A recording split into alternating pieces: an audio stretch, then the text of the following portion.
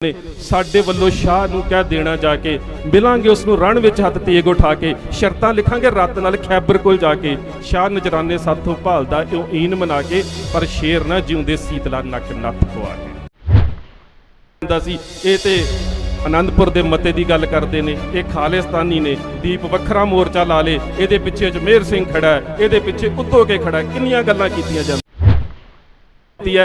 असी इन्हां नूं मारदे मारदे मर चले हैं, पर ये मरदे मरदे भी बच जाते हैं। वो अपना ड्राई फ्रूट कढ़ के बैठे ने, कहते नहीं ठहर जो गलबात शुरू करते हैं, सानू अपनी पोटली खोल लैण दिओ। ये अपने भुज्जे छोले खोल के सामने बह जाते हैं। वो कहता ये भी तो खा के गल कर सकते हो, कहते नहीं तुहाडा खा के अपनी गल नहीं की जाती।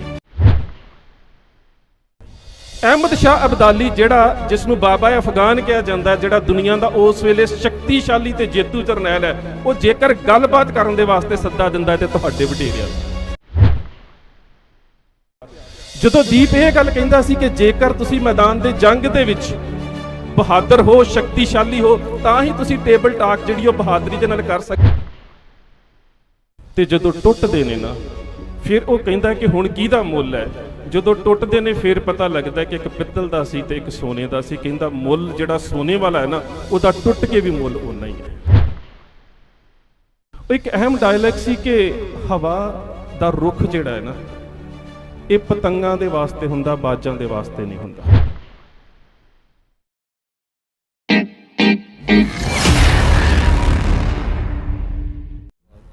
ਸਾਹਿਬ ਸ੍ਰੀ ਗੁਰੂ ਗ੍ਰੰਥ ਸਾਹਿਬ ਮਹਾਰਾਜ ਦੀ ਪਾਵਨ ਪਵਿੱਤਰ ਮੁਕੱਦਸ ਗੋਦ ਦੇ ਵਿੱਚ विछड़ चुके वीर दीप सिद्धू की याद के जुड़े बैठे मोअज़्ज़िज़ हाज़रीन, आओ सब तो पहला गुरुदेव पातशाह की बख्शिश पवित्र मुकद्दस फतेह बुलंद करिए। इस्तकार सहित आखना जी वाहिगुरू जी का खालसा वाहिगुरू जी की फतेह। मैं इस गल तो गल शुरू करदा है, शायद दीप दी ही एक फिल्म का डायलॉग सी या कल ही रात की गल है। मैं ते सरदार अजमेर सिंह हुणी ते भाई अमरदीप हुणी बैठे सी, जिहड़े उहदे फिल्म के डायरैक्टर है, जिहड़े उहदी फिल्म के निर्देशक भी सी ते डायलॉग राइटर भी सीगे। वो कहिंदे सी कई वारी मैनूं इंज लगदा है कि जिहड़ा डायलॉग मैं दीप दे वास्ते लिखिया शायद वो उहदे वास्ते ही सी, भी शायद कोई होर कोई अदाकार हुंदा वो उस डायलॉग नूं बोल भी दिंदा ते शायद उसकी सार्थकता ना हुंदी। एक अहम डायलॉग सी कि हवा दा रुख जिहड़ा है ना, ये पतंगां दे वास्ते हुंदा, बाजां दे वास्ते नहीं हुंदा। और बिल्कुल जेकर असी सारे संघर्ष दे विच वेखदे हां, सरदार अजमेर सिंह हुणां ने अपनी किताब दे विच एक एंथ्रोपोलॉजिस्ट जॉयस पैटिग्रू दा हवाला दे के एक बड़ी प्यारी गल कीती सी। इन्हों ने कहा कि इन्हों की जी 1984 के बारे किताब है कि कई बारी संघर्ष जन्म लेंदे ने, उस संघर्षों के वड्डे एक रूप पैदा होंदे ने, उन्हां दे विचों एक व्यक्ति जिहड़ा उस चेतनता की नुमाइंदगी करता है तो वह जिहड़ा कौम की लीडरशिप दे विच प्रमाणित हो जाता है। पर दीप सिद्धू के संबंध दे विच जदों असीं गल करदे, ये वरतारा बिल्कुल वखरा है। संघर्ष वो शुरू नहीं करता, संघर्ष दे विच आउंदा है ते संघर्ष का जिहड़ा उभर रूप है, जिहड़ा उभार है, वो सारा दीप के खिलाफ है। किसान लीडरशिप खिलाफ है, बहुत सारिया जथेबंदियां खिलाफ ने, पर उहदे बावजूद भी वो उसे ही संघर्ष का लीडर ना हुंदा होया भी उस संघर्ष चों पैदा हुई चेतनता की अगवाई करदा है। ते इत्थे आके मैनूं फिर इकबाल की एक गल याद आउंदी है, तुंदिए बादिए बरखिलाफ से मत घबरा ए उकाब, जे तो चलती है तुझे ऊंचा उड़ाने के लिए। सचमुच ही हवा के रुख च पतंगां तां उड़दियां ने, पर बास जिहड़े हुंदे ने हमेशा हवा के रुख के खिलाफ उड़दे ने। एक मैनूं तुहाडे ते होर थोड़ा वीरो गिला जा, एक पासे दीप नूं कौमी योद्धा भी कही जाने, दूजे बन्ने जदों असीं लैक्चर भी करदे ते रोण जे वाले करदे हैं। दीप की शख्सियत इवें दी नहीं सी, एवें रोंदू जा नहीं सी। ਉਹਦੀ शख्सियत का एक वखरा रूप सी। ਜਦੋਂ ਉਹ ਪਾਤਸ਼ਾਹੀ ਦਾਅਵੇ ਦੀ ਗੱਲ ਕਰਦਾ ਹੈ, ਉਸ ਦਾਅਵੇ ਦੇ ਪਿੱਛੇ ਦੀਪ ਦੀ ਵਿਆਖਿਆ ਹੋ ਸਕਦੀ ਹੈ, ਪਰ ਉਸ ਦਾਅਵੇ ਦੇ ਪਿੱਛੇ ਜਿਹੜਾ ਤੁਹਾਡਾ 18ਵੀਂ ਸਦੀ ਦਾ ਇਤਿਹਾਸ ਪਿਆ ਹੈ ਨਾ, ਉਹ ਕੋਈ ਰੋਣ ਪ੍ਰਲਾਪ ਵਾਲਾ ਨਹੀਂ ਹੈ। ਉਹ ਤਾਂ ਤੁਹਾਡਾ ਦ੍ਰਿੜਤਾ ਤੇ ਜਜ਼ਬਿਆਂ ਦੇ ਨਾਲ ਭਰਿਆ ਇਤਿਹਾਸ ਪਿਆ ਹੈ। ਉਸ ਚੀਜ਼ ਨੇ ਤਾਂ ਤੁਹਾਨੂੰ ਟੁੰਬਿਆ ਹੈ। और उस टुंबण दे पिछे ਜਿਹੜੀ ਇੱਕ ਅਹਿਮ ਗੱਲ ਸੀ, ਜਿਹੜੀ ਸਭ ਤੋਂ ਅਹਿਮ ਗੱਲ ਜਿਹੜੀ ਅੱਜ ਤੁਸੀਂ ਵੇਖ ਰਹੇ ਹੋ। ਮੈਂ ਤੁਹਾਨੂੰ ਬੁੱਧ ਧਰਮ ਦੀ ਇੱਕ ਉਦਾਹਰਨ ਦੇ ਕੇ ਸਮਝਾਉਣਾ ਹੈ। ਬੁੱਧ ਦੇ ਕੋਲ ਦੋਸਤ ਦੇ ਭਿਕਸ਼ੂ ਆਉਂਦੇ ਨੇ, ਬੁੱਧ ਉਹਨਾਂ ਨੂੰ 2 ਭਾਂਡੇ ਦੇ ਦਿੰਦਾ ਹੈ, 2 ਬਰਤਨ ਦੇ ਦਿੰਦਾ ਹੈ ਤੇ ਦੋਵੇਂ ਬਰਤਨ। ਹੁਣ ਜੇ ਉਹਨਾਂ ਭਾਂਡਿਆਂ ਦੀ ਸਿਫਤ ਬੜੇ ਸੋਹਣੇ ਨੇ, ਉਹਨਾਂ ਭਾਂਡਿਆਂ ਦੀ ਵਰਤੋਂ ਦੋਵਾਂ ਦੇ ਵਿੱਚ ਹੀ ਕੁਝ ਪਾਇਆ ਜਾ ਸਕਦਾ ਹੈ, ਉਹਨਾਂ ਭਾਂਡਿਆਂ ਦਾ ਕੰਮ ਆਉਣਾ, ਉਹਨਾਂ ਚੋਂ ਕੁਝ ਪੀਤਾ ਜਾ ਸਕਦਾ ਹੈ। ਪਰ ਬੁੱਧ ਕਹਿੰਦਾ ਦੋਵਾਂ ਨੂੰ ਤੋੜ ਦਿਓ।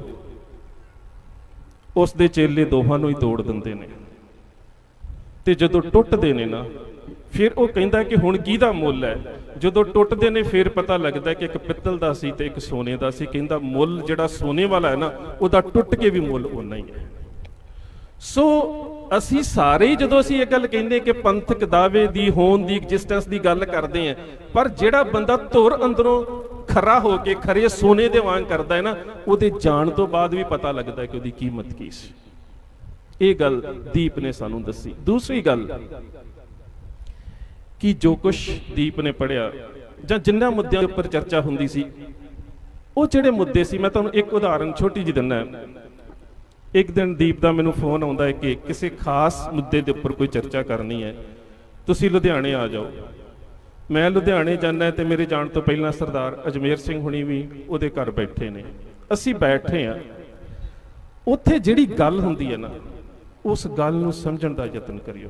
ਉਹ ਗੱਲ ਸਾਨੂੰ ਸਾਰਿਆਂ ਨੂੰ ਪਤਾ, ਅਸੀਂ ਸਾਰੇ ਹੀ ਰੋਜ਼ ਗੁਰੂ ਗ੍ਰੰਥ ਸਾਹਿਬ ਮਹਾਰਾਜ ਦੀ ਹਜ਼ੂਰੀ 'ਚ ਖੜੇ ਹੋ ਕੇ ਪਤਾ ਕੀ ਕਹਿੰਦੇ ਆ, ਰਾਜ ਕਰੇਗਾ ਖਾਲਸਾ ਆਕੀ ਰਹੇ ਨਾ ਕੋਈ। ਸਾਰੇ ਕਹਿੰਦੇ ਨਾ, ਅਵਚੇਤਨ ਮਨ ਦੇ ਵਿੱਚ ਇਹ ਗੱਲ ਪਈ ਹੈ ਨਾ ਵੀ ਸਾਡਾ ਰਾਜ ਸੀ, ਅਸੀਂ ਸਟੇਟਹੁੱਡ ਮਾਣਿਆ ਤੇ ਅਸੀਂ ਰੋਜ਼ ਅਰਦਾਸ ਕਰਦੇ ਹਾਂ ਕਿ ਰਾਜ ਕਰਾਂਗੇ। ਉਸ ਅਰਦਾਸ ਦੇ ਵਿੱਚ ਕਾਂਗਰਸੀ ਵੀ ਖੜੇ ਹੁੰਦੇ ਨੇ, ਅਕਾਲੀ ਵੀ ਖੜੇ ਹੁੰਦੇ ਨੇ, ਬੜੇ ਸੰਘਰਸ਼ੀਲ ਯੋਧੇ ਵੀ ਖੜੇ ਹੁੰਦੇ ਨੇ, ਸਾਡੇ ਵਰਗੇ ਵਿਅਕਤੀ ਆਮ ਵੀ ਖੜੇ ਹੁੰਦੇ ਨੇ, ਪਰ ਅਰਦਾਸ ਉਹੀ ਹੁੰਦੀ ਹੈ। ਹੁਣ ਉਹਦੇ ਵਿੱਚ ਜਿਸ ਮੁੱਦੇ ਦੇ ਉੱਪਰ ਚਰਚਾ ਹੋਈ ਔਰ ਉਸਦੇ ਜਿਹੜੇ ਜਵਾਬ ਸੀਗੇ ਉਹ ਸਰਦਾਰ ਸਾਹਿਬ ਨੇ ਦਿੱਤੇ, ਸਰਦਾਰ ਅਜਮੇਰ ਸਿੰਘ ਹੁਣਾਂ ਨੇ। ਉਹਦੇ ਵਿੱਚ ਅਹਿਮ ਗੱਲ ਇਹ ਸੀ ਕਿ ਅਸੀਂ ਦਿੱਲੀ ਜਾਂਦੇ ਹਾਂ, ਦਿੱਲੀ ਦੇ 에ਅਰਪੋਰਟ ਤੇ ਜਾਂਦੇ ਹਾਂ, ਦਿੱਲੀ ਦੀ ਮਾਰਕੀਟ ਦੇ ਵਿੱਚ ਜਾਂਦੇ ਹਾਂ। ਦਿੱਲੀ ਸ਼ਹਿਰ ਸਾਨੂੰ ਬਤੌਰ ਸ਼ਹਿਰ ਸੋਹਣਾ ਲੱਗਦਾ ਹੈ, ਪਰ ਕਾਰਨ ਕੀ ਹੈ? ਜਦੋਂ ਦਿੱਲੀ ਦੇ ਨਾਲ ਜੰਗ ਦੀ ਗੱਲ ਆਉਂਦੀ ਹੈ ਤਾਂ ਪੰਜਾਬ ਦੇ ਹਰ ਨੌਜਵਾਨ ਦੀ ਮਾਨਸਿਕ ਚੇਤਨਤਾ ਦੇ ਵਿੱਚੋਂ ਇਹ ਗੱਲ ਜਨਮ ਲੈ ਲੈਂਦੀ ਹੈ ਕਿ ਅਸੀਂ ਦਿੱਲੀ ਨੂੰ ਵਿਆਹੁਣ ਚੱਲੇ ਹਾਂ। ਇਹ ਗੱਲ ਕਿੱਥੇ ਪਈ ਹੈ? ਸਿੱਖ ਦੇ ਅਵਚੇਤਨ ਮਨ ਦੇ ਵਿੱਚ ਇਹ ਗੱਲ ਜਿਹੜੀ ਗੁਰੂ ਨਾਨਕ ਸਾਹਿਬ ਨੇ ਬਾਬਰ ਨੂੰ ਜਾਬਰ ਕਹਿ ਕੇ ਰੱਖ ਦਿੱਤੀ ਸੀ, ਤੇ ਉਹ ਪਰਿਵਾਰ ਜਦੋਂ ਦਿੱਲੀ ਦੀ ਹਕੂਮਤ ਦੇ ਉੱਪਰ ਕਬਜ਼ਾ ਕਰਦਾ ਹੈ ਤੇ ਉਹ ਅਜੇ ਤੱਕ ਉਹ ਸਾਡੇ ਮਨਾਂ 'ਚ ਕਿਉਂ ਪਈ ਹੈ। ਤੇ ਜਦੋਂ ਵੀ ਕੋਈ ਐਵੇਂ ਦਾ ਸਮਾਂ ਬਣਦਾ ਹੈ ਤਾਂ ਉਸ ਸਮੇਂ ਕੋਈ ਵੀ ਜਦੋਂ ਯੋਗ ਆਗੂ ਉਸ ਦੀ ਨੁਮਾਇੰਦਗੀ ਕਰਦਾ ਹੈ ਤਾਂ ਨੌਜਵਾਨੀ ਪ੍ਰਭਾਵਿਤ ਕਿਉਂ ਹੁੰਦੀ ਹੈ? ਕਿਉਂਕਿ ਅਵਚੇਤਨ ਮਨ ਦੇ ਵਿੱਚ ਇਹ ਗੱਲ ਪਈ ਹੈ ਵੀ ਜਿਉਂ-ਜਿਉਂ ਦਿੱਲੀ ਜਵਾਨ ਹੋਊਗੀ, ਪੰਜਾਬ ਜਿਹੜਾ ਉਹਨੂੰ ਵਿਆਹੁਣ ਤੇ ਪਰਨਾਉਣ ਵਾਸਤੇ ਜਾਊਗਾ। ਇਹ ਸਾਡੇ ਮਨਾਂ 'ਚ ਪਈ ਇੱਕ ਗੱਲ ਸੀ। ਸੋ ਇਸ ਅਵਚੇਤਨ ਮਨ ਦੇ ਵਿੱਚ ਜਿਹੜੀ ਇਹ ਗੱਲ ਪਈ ਹੈ, ਰਾਜ ਕਰੇਗਾ ਖਾਲਸਾ, ਇਹਦੇ ਵਿੱਚ ਕਦੀ ਵੀ ਇਸ ਨਿਰਾਸ਼ਤਾ ਦੇ ਵਿੱਚ ਨਾ ਆਓ ਕਿ ਅੱਜ ਦੀਪ ਸਰੀਰ ਕਰਕੇ ਨਹੀਂ ਰਿਹਾ ਤੇ ਜਿਹੜੀ ਅਸੀਂ ਆਹ ਗੱਲ ਕਰਦੇ ਹਾਂ ਗੁਰੂ ਦੀ ਹੋਂਦ ਦੇ ਵਿੱਚ ਇਹਦੀ ਦਾਅਵੇਦਾਰੀ ਖਤਮ ਹੋ ਜਾਣੀ ਹੈ। ਬਿਲਕੁਲ ਨਹੀਂ। ਅਸੀਂ ਕਿਸ ਤਰ੍ਹਾਂ ਨਿਰਾਸ਼ ਹੋ ਸਕਦੇ? ਅਸੀਂ ਗੁਰੂ ਦੇ ਸਿੱਖ ਹਾਂ। ਨਿਰਾਸ਼ ਤਾਂ ਇੱਕ ਸ਼ਾਇਰ ਨਹੀਂ ਹੁੰਦਾ, ਇਕਬਾਲ ਕਹਿੰਦਾ ਹੈ, ਨਹੀਂ ਹੈ ਨਿਰਾਸ਼ ਇਕਬਾਲ ਆਪਣੀ ਕਿਸ਼ਤੇ ਵੀਰਾਂ ਸੇ, ਜਰਾ ਨਮ ਹੋ ਤੋ ਜੇ ਮਿੱਟੀ ਬੜੀ ਜ਼ਰਖੇਜ਼ ਹੈ ਸਾਕੀ।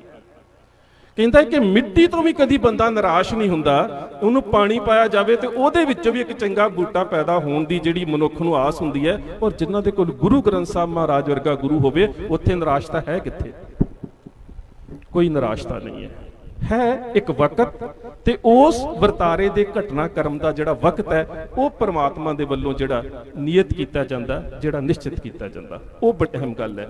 ਦੂਸਰੀ ਗੱਲ, ਜਦੋਂ ਦੀਪ ਪਾਤਸ਼ਾਹੀ ਦਾਅਵੇ ਦੀ ਗੱਲ ਕਰਦਾ, ਉਹ ਸਾਡੇ ਤਾਰੀਖ ਦੇ ਪੱਲਿਆਂ ਦੇ ਵਿੱਚ ਪਿਆ। ਤੁਹਾਨੂੰ ਯਾਦ ਹੋਵੇਗਾ, ਮੈਂ ਉਹ ਗੱਲ ਰਿਪੀਟ ਕਰਦਾ ਤੁਹਾਡੇ ਨਾਲ। ਜਿਸ ਵੇਲੇ ਦਿੱਲੀ ਦੇ ਖੇਤੀ ਮੰਤਰੀ ਤੋਮਰ ਦੇ ਵੱਲੋਂ ਪਹਿਲੀ ਪ੍ਰਪੋਜ਼ਲ ਲੈਟਰ ਆਉਂਦੀ ਹੈ ਤੇ ਸਾਡੀਆਂ ਕਿਸਾਨ ਜਥੇਬੰਦੀਆਂ ਜਾਂਦੀਆਂ ਨੇ ਉਸ ਮੁਲਾਕਾਤ ਕਰਨ ਦੇ ਬਾਰੇ, ਟੇਬਲ ਲੱਗੇ ਨੇ, ਸਾਰੇ ਕਿਸਾਨ ਲੀਡਰ ਲਾਈਵ ਹੁੰਦੇ ਨੇ ਕਿ ਅੱਜ ਅਸੀਂ ਤੋਮਰ ਦੇ ਨਾਲ ਰੋਟੀ ਖਾ ਰਹੇ ਹਾਂ। ਬੜੀਆਂ ਬੜੀਆਂ ਵੱਡੀਆਂ, ਸਾਰਾ ਦਿਨ ਫੇਸਬੁੱਕ ਜਿਹੜੀ ਉਹ ਭਰੀ ਰਹਿੰਦੀ ਹੈ ਇਸ ਖਬਰ ਦੇ ਨਾਲ ਕਿ ਅੱਜ ਕਿਸਾਨਾਂ ਨੇ ਖੇਤਰੀ ਮੰਤਰੀ ਨਾਲ ਰੋਟੀ ਖਾਧੀ, ਜਾ ਕੇ ਸੈਂਟਰ ਮਿਨਿਸਟਰ ਦੇ ਨਾਲ ਜਾ ਕੇ ਰੋਟੀ ਖਾਧੀ। ਦੀਪ ਰਾਤ ਨੂੰ ਆਪਣੇ ਤੰਬੂ 'ਚ ਬੈਠਾ ਲਾਈਵ ਹੁੰਦਾ ਹੈ। ਉਹ ਤਾਂ ਉੱਥੇ ਰੋਟੀਆਂ ਖਾ ਕੇ ਬੜੇ ਖੁਸ਼ ਨੇ ਕਿ ਅੱਜ ਤੋਮਰ ਦੇ ਕੋਲ ਜਾ ਕੇ ਰੋਟੀ ਖਾਧੀ ਹੈ। ਦੀਪ ਜਿਹੜਾ ਆਪਣੇ ਤੰਬੂ 'ਚ ਲਾਈਵ ਹੁੰਦਾ ਹੈ, ਤੇ ਦੀਪ ਇਹ ਗੱਲ ਕਹਿੰਦਾ ਹੈ ਕਿ ਜੇਕਰ ਤੁਸੀਂ ਪੰਜਾਬ ਦੇ ਹੱਕਾਂ ਦੀ ਗੱਲ ਕਰਨੀ ਹੈ ਤੇ ਆਪਣਾ ਲੂਣ ਖਾ ਕੇ ਕਰੋ, ਤੁਸੀਂ ਉਹਨਾਂ ਦਾ ਲੂਣ ਖਾ ਕੇ ਅੱਖ ਚੁੱਕ ਕੇ ਗੱਲ ਨਹੀਂ ਕਰ ਸਕਦੇ। ਇਹ ਕੋਈ ਨਵਾਂ ਸਿਰਜਿਆ ਵਰਤਾਂਤ ਹੈ ਦੀਪ ਨੇ? ਨਹੀਂ, ਇਹ ਤਾਂ ਤੁਹਾਡੇ ਇਤਿਹਾਸ ਦੇ ਵਿੱਚ ਪਿਆ ਸੀ। ਜਦੋਂ ਦੀਪ ਇਹ ਗੱਲ ਕਹਿੰਦਾ ਸੀ ਕਿ ਜੇਕਰ ਤੁਸੀਂ ਮੈਦਾਨ ਦੇ ਜੰਗ ਦੇ ਵਿੱਚ ਬਹਾਦਰ ਹੋ, ਸ਼ਕਤੀਸ਼ਾਲੀ ਹੋ, ਤਾਂ ਹੀ ਤੁਸੀਂ ਟੇਬਲ ਟਾਕ ਜਿਹੜੀ ਉਹ ਬਹਾਦਰੀ ਦੇ ਨਾਲ ਕਰ ਸਕਦੇ ਹੋ। ਦੀਪ ਤਾਂ ਉਸ ਦੀ ਸਹਿਜ ਵਿਆਖਿਆ ਕਰ ਰਿਹਾ ਸੀ, ਪਿਆ ਤਾਂ ਤੁਹਾਡੇ ਇਤਿਹਾਸ ਦੇ ਵਿੱਚ ਸੀ। ਪਾਣੀਪਤ ਦੇ ਮੈਦਾਨ ਦੇ ਵਿੱਚ ਮਰੱਟਿਆਂ ਦੀ ਪੱਤ ਜਿਹੜੀ ਆ ਪਾਣੀ ਪਾਣੀ ਹੋ ਜਾਂਦੀ ਹੈ ਕਿ ਅਹਿਮਦ ਸ਼ਾਹ ਅਬਦਾਲੀ ਉਹਨਾਂ ਨੂੰ ਗੱਲਬਾਤ ਕਰਨ ਦਾ ਸੱਦਾ ਦਿੰਦਾ ਹੈ? ਨਹੀਂ। ਬਾਨੂਪੁਰ ਦੇ ਮੈਦਾਨ ਦੇ ਵਿੱਚ ਮੀਰ ਮਨੂ ਦਾ ਬਾਪ ਕਮਰੂਦੀਨ ਮੀਰ ਆਤਸ਼ ਬੇਸ਼ੱਕ ਮਾਰਿਆ ਜਾਂਦਾ ਹੈ, ਅਬਦਾਲੀ ਨੂੰ ਮੈਦਾਨ ਛੱਡਣਾ ਵੀ ਪੈਂਦਾ ਹੈ, ਪਰ ਕੀ ਉਹ ਸੱਦਾ ਦਿੰਦਾ ਹੈ ਕਮਰੂਦੀਨ ਮੀਰ ਆਤਸ਼ ਦੇ ਪਰਿਵਾਰ ਨੂੰ ਗੱਲਬਾਤ ਕਰਨ ਦੇ ਵਾਸਤੇ? ਨਹੀਂ। ਉਹ ਮੁਹੰਮਦ ਸ਼ਾਹ ਰੰਗੀਲੇ ਦੇ ਪਰਿਵਾਰ ਨੂੰ ਦਿੱਲੀ ਦੇ ਵਿੱਚ ਫਤਿਹ ਕਰਦਾ, ਆਖਰੀ ਮੁਗਲ ਬਾਦਸ਼ਾਹ, ਕਿ ਉਸ ਸਮੇਂ ਉਸ ਦੇ ਪਰਿਵਾਰ ਨੂੰ ਗੱਲਬਾਤ ਕਰਨ ਦੇ ਵਾਸਤੇ ਸੱਦਾ ਦਿੰਦਾ ਹੈ? ਨਹੀਂ। ਅਹਿਮਦ ਸ਼ਾਹ ਅਬਦਾਲੀ ਜਿਹੜਾ ਜਿਸ ਨੂੰ ਬਾਬਾ ਅਫਗਾਨ ਕਿਹਾ ਜਾਂਦਾ, ਜਿਹੜਾ ਦੁਨੀਆ ਦਾ ਉਸ ਵੇਲੇ ਸ਼ਕਤੀਸ਼ਾਲੀ ਤੇ ਜੇਤੂ ਜਰਨੈਲ ਹੈ, ਉਹ ਜੇਕਰ ਗੱਲਬਾਤ ਕਰਨ ਦੇ ਵਾਸਤੇ ਸੱਦਾ ਦਿੰਦਾ ਹੈ ਤੇ ਤੁਹਾਡੇ ਵਡੇਰਿਆਂ ਨੂੰ ਕਿਉਂ? ਕਿਉਂਕਿ 5 ਫਰਵਰੀ 1762 ਦੇ ਵਿੱਚ ਤੁਹਾਨੂੰ ਮੈਦਾਨੇ ਜੰਗ ਦੇ ਵਿੱਚ ਲੜਦਿਆਂ ਵੇਖਦਾ ਹੈ, ਉਹ ਤੁਹਾਡੀ ਘੋੜਸਵਾਰੀ ਵੇਖਦਾ ਹੈ, ਉਹ ਤੁਹਾਡੀ ਤੇਗਬਾਜ਼ੀ ਵੇਖਦਾ ਹੈ, ਉਹ ਤੁਹਾਡੀ ਸ਼ਮਸ਼ੀਰ ਦੀ ਧਾਰ ਨੂੰ ਵੇਖਦਾ ਹੈ, ਉਹ ਤੁਹਾਡੇ ਹੌਸਲੇ ਨੂੰ ਵੇਖਦਾ ਹੈ, ਉਹ ਤੁਹਾਡੀ ਦ੍ਰਿੜਤਾ ਨੂੰ ਵੇਖਦਾ, ਔਰ ਉਹ ਤੁਹਾਡੇ ਉਸ ਸਬਰ ਨੂੰ ਵੇਖਦਾ ਹੈ ਜਦੋਂ 40,000 ਲਾਸ਼ ਦੇ ਸਾਹਮਣੇ ਖਲੋ ਕੇ ਤੁਹਾਡਾ ਅਰਦਾਸ ਜਿਹੜਾ ਸਿੱਖ ਹੈ ਉਹ ਅਰਦਾਸ ਕਰਦਾ ਰਹਿ ਰਾ ਸਭ ਦਾ ਪਾਠ ਕਰਨ ਉਪਰੰਤ ਕਿ ਤਤ ਖਾਲਸਾ ਰਹਿ ਗਏ ਸੋ ਖੋਟ ਗਵਾਏ। ਜਦੋਂ ਦੁਨੀਆ ਦੇ ਸਰੋਤ ਇਹ ਗੱਲ ਕਹਿ ਰਹੇ ਨੇ ਕਿ ਸਿੰਘ ਲੋਕ ਕਹੇ ਸਿੰਘ ਸਭ ਗਿਆ ਮਾਰਾ, ਬਚਿਓ 50 ਔਰ ਖੱਪ ਗਿਓ ਸਾਰਾ, ਜਦੋਂ ਇਹ ਕਹਿ ਰਹੇ ਨੇ ਕਿ ਸਾਰੇ ਮਾਰੇ ਗਏ, ਆ ਥੋੜੇ ਜਿਹੇ ਰਹਿ ਰਹੇ ਨੇ, ਤੇ ਜਿਹੜੇ ਥੋੜੇ ਜਿਹੇ ਰਹਿ ਗਏ ਨੇ ਉਹਨਾਂ ਦੀ ਚੜ੍ਹਦੀ ਕਲਾ ਦਾ ਪੱਧਰ ਇਹ ਹੈ, ਉਹ ਕਹਿੰਦਾ ਫਿਰ ਕੀ ਹੋਇਆ, ਅਸੀਂ ਤੇ ਜੇ ਕੰਚਨ ਵਰਗੇ ਸੋਨੇ ਵਰਗੇ ਪਏ ਆ, ਕੱਲ ਫਿਰ ਮੈਦਾਨੇ ਜੰਗ ਚ ਲੜਾਂਗੇ। ਉਸ ਤੋਂ ਬਾਅਦ ਅਬਦਾਲੀ ਨਹੀਂ ਲੜਿਆ। ਅਬਦਾਲੀ ਮਲੇਰਕੋਟਲੇ ਜਾ ਕੇ ਬੈਠ ਗਿਆ। ਅਬਦਾਲੀ ਨਾ ਕੋਪਰਹੀੜੇ ਤੱਕ ਪਹੁੰਚਿਆ ਤੇ ਨਾ ਗੂਲੇ ਪਿੰਡ ਤੱਕ ਪਹੁੰਚਿਆ। ਉੱਥੇ ਮੁਰਤਜ਼ਾ ਖਾਨ ਵੜੈਚ ਗਿਆ, ਕਾਸਮ ਖਾਨ ਗਿਆ, ਭੀਮ ਖਾਨ ਗਿਆ, ਲక్ష్ਮੀ ਨਾਰਾਇਣ ਗਿਆ ਤੇ ਜੈਨ ਖਾਨ ਸਰਹੰਦ ਵਾਲਾ ਗਿਆ। ਅਹਿਮਦ ਸ਼ਾਹ ਅਬਦਾਲੀ ਬਾਅਦ ਸਿੱਖਾਂ ਦੇ ਸਾਹਮਣੇ ਹੋ ਕੇ ਲੜਿਆ ਨਹੀਂ, ਪਰ ਉਹ ਸਿੱਖਾਂ ਨੂੰ ਸੁਨੇਹਾ ਭੇਜਦਾ ਹੈ। ਨਾਨੂ ਸਿੰਘ ਗਰੇਵਾਲ ਤੇ 2 ਆਪਣੇ ਕਾਸਦ, ਕਹਿੰਦਾ ਗੱਲਬਾਤ ਕਰ ਲਈਏ। ਹੁਣ ਗੱਲਬਾਤ ਕਰਨ ਦੇ ਵਾਸਤੇ ਜਿਹੜੇ ਉਹਦੇ 3 ਕਾਸਦ ਆਉਂਦੇ ਨੇ, ਉਹਨਾਂ 'ਚ ਇੱਕ ਮਹਾਰਾਜਾ ਆਲਾ ਸਿੰਘ ਦਾ ਵਕੀਲ ਵੀ ਹੈ, ਨਾਨੂ ਸਿੰਘ ਗਰੇਵਾਲ। ਆਪਣੀਆਂ ਤਸ਼ਤਰੀਆਂ ਦੇ ਵਿੱਚ, ਜਿਹਨਾਂ ਨੂੰ ਅਸੀਂ ਟਰੇ ਕਹਿ ਦਿੰਦੇ ਆ, ਉਹਦੇ ਵਿੱਚ ਬੜੇ ਸਾਰੇ ਕਾਜੂ, ਮੇਵੇ, ਬਦਾਮ, ਡਰਾਈ ਫਰੂਟ ਰੱਖ ਕੇ ਲੈ ਕੇ ਆਉਂਦੇ ਨੇ, ਵਿਚਕਾਰ ਰੱਖ ਕੇ ਕਹਿੰਦੇ ਨੇ ਆਓ ਗੱਲਬਾਤ ਕਰੀਏ। ਉਧਰੋਂ ਤੁਹਾਡੇ 5 ਜਥੇਦਾਰ ਬੈਠੇ ਨੇ, ਮਹਾਰਾਜਾ ਰਣਜੀਤ ਸਿੰਘ ਦਾ ਦਾਦਾ ਚੜ੍ਹ ਸਿੰਘ, ਸਰਦਾਰ ਜੱਸਾ ਸਿੰਘ ਆਲੂਵਾਲੀਆ, ਜੱਸਾ ਸਿੰਘ ਰਾਮਗੜੀਆ, ਸਰਦਾਰ ਕਰਮ ਸਿੰਘ, ਸਰਦਾਰ ਮਿੱਤ ਸਿੰਘ ਡੱਲੇਵਾਲੀਆ ਤੇ ਬਾਕੀ ਮਿਸਲਾਂ ਦੇ ਸਰਦਾਰ। ਉਹ ਆਪਣਾ ਡਰਾਈ ਫਰੂਟ ਕੱਢ ਕੇ ਬੈਠੇ ਨੇ, ਕਹਿੰਦੇ ਨਹੀਂ ਠਹਿਰ ਜੋ ਗੱਲਬਾਤ ਸ਼ੁਰੂ ਕਰਦੇ ਆ, ਸਾਨੂੰ ਆਪਣੀ ਪੋਟਲੀ ਖੋਲ ਲੈਣ ਦਿਓ। ਇਹ ਆਪਣੇ ਭੁੱਜੇ ਛੋਲੇ ਖੋਲ ਕੇ ਸਾਹਮਣੇ ਬਹਿ ਜਾਂਦੇ ਨੇ। ਉਹ ਕਹਿੰਦਾ ਇਹ ਵੀ ਤਾਂ ਖਾ ਕੇ ਗੱਲ ਕਰ ਸਕਦੇ ਹੋ, ਕਹਿੰਦੇ ਨਹੀਂ ਤੁਹਾਡਾ ਖਾ ਕੇ ਆਪਣੀ ਗੱਲ ਨਹੀਂ ਕੀਤੀ ਜਾਣੀ। ਇਹੀ ਗੱਲ ਕਹੀ ਨਾ ਦੀਪ ਨੇ, ਇਹੀ ਗੱਲ ਕਹੀ ਦੀਪ ਨੇ। ਇਹ ਸਾਡੇ ਇਤਿਹਾਸ ਦੇ ਵਿੱਚ ਪਈ ਸੀ ਕਿ ਦੁਸ਼ਮਣ ਦਾ ਖਾ ਕੇ ਤੁਸੀਂ ਅੱਖਾਂ ਚੁੱਕ ਕੇ ਉਹਦਾ ਲੂਣ ਖਾ ਕੇ ਆਪਣੇ ਹੱਕਾਂ ਦੀ ਗੱਲ ਨਹੀਂ ਕਰ ਸਕਦੇ। ਪੇਸ਼ਕਸ਼, ਜਿਹਨੂੰ ਬਾਰ-ਬਾਰ ਦੀਪ ਕਹਿੰਦਾ ਸੀ ਪੰਥਕ ਦਾਵਾ, ਉਹ ਪੰਥਕ ਦਾਵਾ ਤੁਹਾਨੂੰ ਸਮਝਾਉਣਾ ਪੈ ਰਿਹਾ, ਤੁਹਾਡਾ ਦੁਸ਼ਮਣ ਤਾਂ ਕਦੋਂ ਦਾ ਸਮਝ ਗਿਆ ਸੀ। ਪੰਥਕ ਦਾਅਵੇ ਦੀ ਗੱਲ ਪੰਥ ਪ੍ਰਕਾਸ਼ ਦੇ ਵਿੱਚ ਬਾਅਦ ਚ ਆਉਂਦੀ ਹੈ। ਨਾਦਰ ਸ਼ਾਹ ਤਾਂ ਉਸ ਵੇਲੇ ਸਮਝ ਗਿਆ ਸੀ ਜਦੋਂ ਜ਼ਕਰੀਆ ਖਾਨ ਨੇ ਦੱਸਿਆ ਸੀ ਨਾ, ਮੁਰਸ਼ਿਦ ਇਨਕਾ ਵਲੀ ਭਇਓ ਹੈ, ਇਨਕੋ ਆਬੇ ਹਯਾਤ ਦਿਓ ਹੈ। ਕਹਿੰਦਾ ਕਿ ਬੱਚੇ ਤੋਂ ਦਾਨਾ ਆਪ ਖੱਲੇ ਹੈ, ਨਹੀਂ ਤਾਂ ਲੰਗਰ ਮਸਤ ਬਤੇ ਹੈ। ਜਦੋਂ ਉਹਨੇ ਇਹ ਦੱਸ ਦਿੱਤਾ ਸੀ ਨਾ ਕਿ ਭੂਖਾ ਦੇਤ ਆਵਾਜ਼ਾਂ ਕੋਈ, ਆਓ ਦੇਖ ਤਿਆਰ ਗੁਰ ਹੋਈ। ਇਹ ਘੋੜਿਆਂ ਤੇ ਰਹਿੰਦੇ ਨੇ, ਇਹ ਪੱਤੇ ਖਾ ਕੇ ਗੁਜ਼ਾਰਾ ਕਰਦੇ ਨੇ, ਇਹ ਘੋੜਿਆਂ ਦੀਆਂ ਕਾਠੀਆਂ ਦੇ ਉੱਪਰ ਆਪਣਾ ਜੀਵਨ ਬਸਰ ਕਰਦੇ ਨੇ, ਇਹ ਦੁਸ਼ਮਣ ਨੂੰ ਵੀ ਖਵਾ ਕੇ ਖੁਸ਼ ਹੁੰਦੇ ਨੇ, ਤੇ ਇਹਨਾਂ ਦੇ ਗੁਰੂ ਨੇ ਐਸੀ ਖੰਡੇ ਬਾਟੇ ਦੀ ਪਾਹੁਲ ਦੇ ਦਿੱਤੀ ਹੈ, ਅਸੀਂ ਇਹਨਾਂ ਨੂੰ ਮਾਰਦੇ ਮਾਰਦੇ ਮਰ ਚੱਲੇ ਆ, ਪਰ ਇਹ ਮਰਦੇ ਮਰਦੇ ਵੀ ਬਚ ਜਾਂਦੇ ਨੇ। ਉਸ ਵੇਲੇ ਉਸ ਦੀ ਜ਼ੁਬਾਨ ਤੇ ਪਤਾ ਕੀ ਸ਼ਬਦ ਆਇਆ ਸੀ ਨਾਦਰ ਸ਼ਾਹ ਦੀ, ਫਾਰਸੀ ਦੇ ਵਿੱਚ, ਅਜ਼ੀ ਕੌਮ ਬੂ ਬਾਦਸ਼ਾਹੀਏ ਆਮਦ। ਫਿਰ ਇਸ ਕੌਮ ਦੇ ਵਿੱਚੋਂ ਬਾਦਸ਼ਾਹੀ ਦਾਅਵੇ ਦੀ ਬੋ ਆਉਂਦੀ ਹੈ। ਇਹ ਤੇ ਤੁਹਾਡਾ ਦੁਸ਼ਮਣ ਸਮਝ ਚੁੱਕਾ ਸੀ, ਉਹ ਅੱਜ ਵੀ ਤੁਹਾਡੇ 'ਚ ਹੈ। ਗੱਲ ਕੀ ਹੈ ਕਿ ਸਾਡੇ 'ਚ ਉਹ ਗੁਣ ਨਹੀਂ ਰਹਿ ਗਏ, ਉਹਨਾਂ ਗੁਣਾਂ ਦੀ ਸਹਿਜ ਵਿਆਖਿਆ ਦੀਪ ਸਿੱਧੂ ਨੇ ਕੀਤੀ ਹੈ ਕਿ ਅਸੀਂ ਸਟੇਟਹੁੱਡ ਮਾਣਿਆ ਤੇ ਸਾਡਾ ਜਿਹੜਾ ਪਾਤਸ਼ਾਹੀ ਦਾ ਵਾ ਕਾਇਮ ਉਦੋਂ ਰਹਿੰਦਾ ਹੈ ਜਦੋਂ ਤੁਸੀਂ ਮੈਦਾਨੇ ਜੰਗ ਦੇ ਵਿੱਚ ਵੀ ਤਗੜੇ ਹੋ। ਤੁਸੀਂ ਮੈਦਾਨੇ ਜੰਗ ਦੇ ਵਿੱਚ 5 ਫਰਵਰੀ 1761 ਨੂੰ ਘੱਲੂ ਘਾਰੇ ਵਿੱਚ ਅਹਿਮਦ ਸ਼ਾਹ ਅਬਦਾਲੀ ਨੂੰ ਆਪਣੇ ਜੰਗੀ ਕਰਤੱਵ ਵਿਖਾਏ ਤੇ ਹੁਣ ਉਸ ਦੇ ਸਫੀਰ ਆ ਕੇ ਬੈਠੇ ਨੇ ਤੇ ਪਤਾ ਕੀ ਕਹਿੰਦੇ ਨੇ? ਕਹਿੰਦੇ ਤਾਜ ਉਹਦਾ, ਰਾਜ ਤੁਹਾਡਾ। ਅਹਿਮਦ ਸ਼ਾਹ ਅਬਦਾਲੀ ਨੂੰ ਬਾਦਸ਼ਾਹ ਮੰਨ ਲਓ, ਤਾਜ ਮੰਨ ਲਓ, ਰਾਜ ਤੁਸੀਂ ਕਰੋ। ਇਵਜ਼ ਦੇ ਵਿੱਚ ਥੋੜੀ ਬਹੁਤੀ ਕਣਕ, ਬਾਜਰਾ, ਜਵਾਰਾ, ਮੱਕੀ, ਕੋਧਰਾ ਜੋ ਉਦੋਂ ਪੰਜਾਬ 'ਚ ਫਸਲ ਹੁੰਦੀ ਸੀ, ਇਹਦਾ 6ਵਾਂ ਹਿੱਸਾ ਨਜ਼ਰਾਨੇ ਵਜੋਂ ਦੇ ਦਿਆ ਕਰੋ। ਬਸ ਇੱਥੇ ਹੀ ਗੱਲ ਹੈ, ਜਿਹਨੂੰ ਅਸੀਂ ਕਹਿੰਦੇ ਹੋਣ ਦੀ ਗੱਲ ਇੱਥੇ ਪਈ ਹੈ ਨਾ। ਸਾਡੀ ਜਦੋਂ ਕਾਨੂੰਨਾਂ ਦੀ ਗੱਲ ਹੁੰਦੀ ਸੀ, ਚਾਹੇ ਉਹ ਟ੍ਰੇਡ ਐਂਡ ਕਮਰਸ ਦੀ ਗੱਲ ਸੀ, ਚਾਹੇ ਐਸੈਂਸ਼ੀਅਲ ਕਮੋਡਿਟੀ ਐਕਟ ਦੀਆਂ ਅਮੈਂਡਮੈਂਟਸ ਜਿਹੜੀਆਂ ਸੀ 1955 ਵਾਲੀਆਂ, ਚਾਹੇ ਉਹਦੀ ਗੱਲ ਸੀ, ਚਾਹੇ ਕੰਟਰੈਕਟ ਫਾਰਮਿੰਗ ਦੀ ਗੱਲ ਸੀ, ਮਿਨੀਮਮ ਸਪੋਰਟ ਪ੍ਰਾਈਸ ਦੀ ਗੱਲ ਸੀ, ਇਹਨਾਂ ਸਾਰੀਆਂ ਗੱਲਾਂ ਤੋਂ ਇੱਕ ਅਗਲੀ ਗੱਲ ਪਈ ਸੀ ਜਿਹੜੀ ਦੀਪ ਇਸ ਸੰਘਰਸ਼ 'ਚ ਬਾਰ-ਬਾਰ ਕਰਦਾ ਸੀ। ਤੇ ਜਦੋਂ ਬਾਰ-ਬਾਰ ਸਾਨੂੰ ਉਹਨਾਂ ਸਟੇਜਾਂ ਤੋਂ ਕਿਹਾ ਜਾਂਦਾ ਸੀ ਇਹ ਤੇ ਆਨੰਦਪੁਰ ਦੇ ਮਤੇ ਦੀ ਗੱਲ ਕਰਦੇ ਨੇ, ਇਹ ਖਾਲਿਸਤਾਨੀ ਨੇ, ਦੀਪ ਵੱਖਰਾ ਮੋਰਚਾ ਲਾ ਲੇ, ਇਹਦੇ ਪਿੱਛੇ ਜਮੇਰ ਸਿੰਘ ਖੜਾ ਹੈ, ਇਹਦੇ ਪਿੱਛੇ ਉਦੋਂ ਕੇ ਖੜਾ ਹੈ, ਕਿੰਨੀਆਂ ਗੱਲਾਂ ਕੀਤੀਆਂ ਜਾਂਦੀਆਂ ਸੀ। ਉਹ ਗੱਲਾਂ ਕਿਉਂ ਕੀਤੀਆਂ ਜਾਂਦੀਆਂ ਸੀ? ਕਿਉਂਕਿ ਅਸੀਂ ਇਤਿਹਾਸ ਦੇ ਉਹਨਾਂ ਵਰਤਾਰਿਆਂ ਦੇ ਵਿੱਚ ਵਾਪਰੇ ਹੋਏ ਜਿਹੜੇ ਵਰਤਾਰੇ, ਉਹਨਾਂ ਦੀ ਸਹਿਜ ਵਿਆਖਿਆ ਜਿਹੜੀ ਸੀ ਉਹਨੂੰ ਜਾਣਦੇ ਸੀ। ਉਹ ਸਹਿਜ ਵਿਆਖਿਆ ਅਸੀਂ ਕੋਈ ਪੈਦਾ ਨਹੀਂ ਸੀ ਕੀਤੀ, ਉਹ ਸਾਡੇ ਇਤਿਹਾਸ ਦੇ ਵਿੱਚ ਪਈ ਸੀ। ਉਸ ਵੇਲੇ ਜੇ ਸਾਡੇ ਵਰਗੀ ਅੱਜ ਦੀ ਲੀਡਰਸ਼ਿਪ ਹੁੰਦੀ ਤੇ ਕਿੰਨਾ ਸੌਖਾ। ਥੋੜੀ ਜੀ ਕਣਕ, ਬਾਜਰਾ, ਗਵਾਰਾ, ਜੌਂ, ਕੋਧਰਾ ਦੇ ਦਿਓ, ਜਾਨਾਂ ਬਚਣਗੀਆਂ, ਕਤਲੇਆਮ ਨਹੀਂ ਹੋਣਗਾ, ਬੱਚਿਆਂ ਦੇ ਸਿਰਾਂ ਦੇ ਮੁੱਲ ਹੀ ਪੈਣਗੇ, ਜ਼ਿੰਦਗੀ ਜਿਉਣੀ ਕਿੰਨੀ ਸੌਖੀ ਹੈ। ਤਾਜ ਉਹਦਾ ਤੇ ਰਾਜ ਤੁਹਾਡਾ। ਪਰ ਪੰਥ ਦੇ ਜਰਨੈਲ ਕਹਿੰਦੇ ਨਹੀਂ, ਗੱਲ ਗੁਲਾਮੀ ਤੇ ਆਜ਼ਾਦੀ ਦੀ ਹੈ, ਜ਼ਿੰਦਗੀ ਮੌਤ ਦੀ ਤਾਂ ਹੈ ਹੀ ਨਹੀਂ। ਤੇ ਜਿਹੜਾ ਫਿਰ ਉਹਨਾਂ ਨੇ ਜਵਾਬ ਦਿੱਤਾ ਹੈ ਨਾ, ਉਹ ਸਰਦਾਰ ਸੋਹਣ ਸਿੰਘ ਸੀਤਲ ਨੇ ਕਿਹਾ ਕਿ ਫਿਰ 5 ਸਰਦਾਰਾਂ ਨੇ ਚਿੱਠੀ ਲਿਖੀ ਭੇਜ ਕੇ ਉਹ ਅਹਿਮਦ ਸ਼ਾਹ ਅਬਦਾਲੀ ਦੇ ਕਾਸਦ ਨੂੰ ਫੜਾ ਦਿੱਤੀ। ਤੇ ਉਹ ਜਿਹੜੀ ਪੰਥਕ ਜਜ਼ਬਾਤਾਂ ਦੀ ਰੂਹ ਦੇ ਨਾਲ ਭਿੱਜੀ ਹੋਈ ਚਿੱਠੀ ਅਬਦਾਲੀ ਕੋਲ ਪਹੁੰਚਦੀ ਹੈ ਤੇ ਉਹਦੇ ਵਿੱਚ ਸਿੱਖਾਂ ਨੇ ਸ਼ਬਦ ਪਤਾ ਕੀ ਲਿਖੇ ਨੇ? ਸਾਡੇ ਵੱਲੋਂ ਸ਼ਾਹ ਨੂੰ ਕਹਿ ਦੇਣਾ ਜਾ ਕੇ, ਮਿਲਾਂਗੇ ਉਸ ਨੂੰ ਰਣ ਵਿੱਚ ਹੱਥ ਤੇਗ ਉਠਾ ਕੇ, ਸ਼ਰਤਾਂ ਲਿਖਾਂਗੇ ਰੱਤ ਨਾਲ ਖੈਬਰ ਕੋਲ ਜਾ ਕੇ, ਸ਼ਾਹ ਨਜਰਾਨੇ ਸਾਥੋਂ ਭਾਲਦਾ ਇਉਂ ਈਨ ਮਨਾ ਕੇ, ਪਰ ਸ਼ੇਰ ਨਾ ਜਿਉਂਦੇ ਸੀਤਲਾ ਨੱਕ ਨੱਥ ਪਵਾ ਕੇ। ਇੱਥੇ ਤੁਹਾਡਾ ਪਾਤਸ਼ਾਹੀ ਦਾਵਾ ਪਿਆ ਸੀ। ਇਹ ਗੱਲ ਗੁਲਾਮੀ ਤੇ ਆਜ਼ਾਦੀ ਦੀ ਸੀ। ਸੋ ਵਕਤ ਮੈਂ ਸਮਾਪਤ ਕਰਦਾ ਇੱਥੇ, ਕਿਉਂਕਿ ਭਾਜੀ ਜਮੇਰ ਸਿੰਘ ਉਹਨਾਂ ਨੇ ਤੁਹਾਡੇ ਨਾਲ ਲੰਬੀਆਂ ਗੱਲਾਂ ਸਾਂਝੀਆਂ ਕਰਨੀਆਂ ਨੇ। ਬਹੁਤ ਕੁਛ ਹੈ ਜਦੋਂ ਅਸੀਂ ਸ਼ੈਡੋ ਸਟੇਟ ਦੀ ਗੱਲ ਕਰਦੇ ਹਾਂ। ਬਹੁਤ ਜਲਦੀ ਮੇਰੇ ਖਿਆਲ ਨਾਲ ਹੋਣੀ ਸਾਡੇ ਕੋਲ ਇੱਕ ਕਿਤਾਬ ਲੇਟੈਸਟ ਪਹੁੰਚੀ ਸੀ, ਸਿਵਲਾਈਜ਼ਡ ਦਾ ਡੈਥ, ਕਿ ਸ਼ੈਡੋ ਸਟੇਟ ਕਿਵੇਂ ਪੈਦਾ ਕੀਤੀ ਜਾਂਦੀ ਹੈ, ਕਿਵੇਂ ਭਰਮ ਪੈਦਾ ਕੀਤੇ ਜਾਂਦੇ ਨੇ ਕਿ ਇਹ ਰਣਜੀਤ ਸਿੰਘ ਵਰਗਾ ਹੀ ਰਾਜ ਹੋਵੇਗਾ, ਇਹ ਤੁਹਾਨੂੰ ਉਹੀ ਸਹੂਲਤਾਂ ਹੋਣਗੀਆਂ। ਤੁਸੀਂ ਜਿਵੇਂ ਗਾਂਧੀ ਕਹਿੰਦਾ ਸੀ ਕਿ ਤੁਸੀਂ ਇੱਕ ਖਿੱਤੇ ਦੇ ਵਿੱਚ ਆਪਣੀ ਆਜ਼ਾਦ ਰਾਜਨੀਤਿਕ ਸੱਤਾ ਦਾ ਆਨੰਦ ਮਾਣ ਸਕਦੇ ਹੋ। ਉਹ ਸਟੇਟਹੁੱਡ ਜਿਹੜੀਆਂ ਕੌਮਾਂ ਨੇ ਮਾਣਿਆ ਹੁੰਦਾ ਹੈ, ਉਹਦੇ ਸਾਹਮਣੇ ਜਿਹੜਾ ਸ਼ੈਡੋ ਸਟੇਟ ਹੈ ਉਹ ਕਿਵੇਂ ਪੈਦਾ ਕੀਤਾ ਜਾਂਦਾ, ਫਿਰ ਕਿਤੇ ਉਹ ਬੜਾ ਇੱਕ ਲੰਬਾ ਮਸਲਾ ਹੈ, ਬਾਅਦ 'ਚ ਗੱਲ ਕਰਾਂਗੇ। ਫਿਲਹਾਲ ਖਿਮਾ ਦਾ ਜਾਚਕ ਹੈ, ਇੰਨੀਆਂ ਕੁ ਬੇਨਤੀਆਂ ਪ੍ਰਵਾਨ। ਆਖਰ ਦੇ ਵਿੱਚ ਇਹ ਗੱਲ ਕਹਿ ਦੇਵਾਂ ਕਿ ਦੀਪ ਦੇ ਨਾਲ ਜਿੰਨਾ ਕੁ ਸਾਡਾ ਪਿਆਰ ਸੀ, ਉਹਦੀ ਸੋਚ ਦੇ ਉੱਪਰ ਤਕਰੀਬਨ ਅਸੀਂ ਤਹਈਆ ਕੀਤਾ ਕਿ ਉਹ ਜਿਹੜੀ ਉਹਦੀ ਗੱਲ ਹੈ ਉਹ ਪੰਥ ਦੇ ਵਿੱਚ ਸੈਮੀਨਾਰਾਂ ਦੇ ਰੂਪ ਦੇ ਵਿੱਚ, ਲੈਕਚਰਾਂ ਦੇ ਰੂਪ ਦੇ ਵਿੱਚ, ਜਾਂ ਫਿਰ ਜਿਹੜੇ ਉਹਨੇ ਬ੍ਰਾਂਤ ਸਹਿਜ ਰੂਪ ਦੇ ਵਿੱਚ ਨੌਜਵਾਨੀ ਦੀ ਮਾਨਸਿਕ ਸੱਤਾ 'ਚ ਪੈਦਾ ਕੀਤੇ ਨੇ, ਚੇਤਨਤਾ ਦੇ ਵਿੱਚ, ਉਹ ਚਾਹੇ ਐਗਜ਼ਿਸਟੈਂਸ ਦੀ ਗੱਲ ਹੈ, ਉਹ ਪਾਤਸ਼ਾਹੀ ਦਾਅਵੇ ਦੀ ਗੱਲ ਹੈ, ਉਹ ਸਟੇਟਹੁੱਡ ਦੀ ਗੱਲ ਹੈ, ਉਹ ਸਾਡੀ ਹੋਂਦ ਦੀ ਗੱਲ ਹੈ, ਉਹ ਜਿਹੜੀ ਗੱਲ ਹੈ ਅਸੀਂ ਲਗਾਤਾਰ ਤੁਹਾਡੇ ਨਾਲ ਕਰਦੇ ਰਵਾਂਗੇ। ਸੋ ਇੰਨੀਆਂ ਕੁ ਬੇਨਤੀਆਂ ਪ੍ਰਵਾਨ। ਫਤਿਹ ਦੀ ਸਾਂਝ ਸਤਿਕਾਰ ਸਹਿਤ ਆਖਣਾ ਜੀ।